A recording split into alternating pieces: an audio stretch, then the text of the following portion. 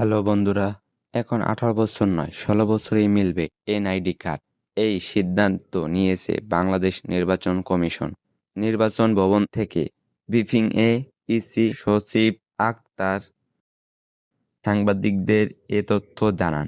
আগের NID card পাওয়া যেত 18 বছর বয়সে, তবে নতুন সরকারের নিয়মে 16 বছর থেকেই নিবন্ধন করতে পারবেন।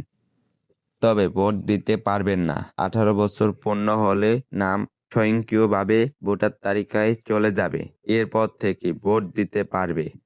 16 বছরে এনআইডি কার্ড পেলে কি কি সুবিধা পাবে? 16 থেকে 17 বছরের শিক্ষার্থীদের বিভিন্ন কাজে এনআইডি কার্ড লাগে।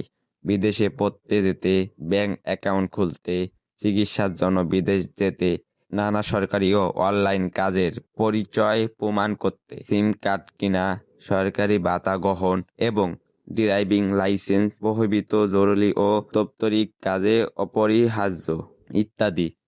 এনআইডি কার্ড না থাকলে অনেক সময় শিক্ষার্থীদের সমস্যায় পড়তে হয়, তাই এই নতুন সিদ্ধান্ত নেওয়া হয়েছে। আগে যখন এনআইডি কার্ড হারিয়ে যেত তখন অনেক সমস্যায় পড়তে হতো। নতুন করে তুলতে থানায় জিডি ও সাধারণ ডায়েরি করতে হতো। এখন সেই ঝামেলা থেকে রক্ষা পেতে পারেন অনেকটাই। বর্তমানে দেশের মোট জনসংখ্যা প্রায় 17,67,00,000 আর ভোটার রয়েছে 12,67,00,000-এরও বেশি।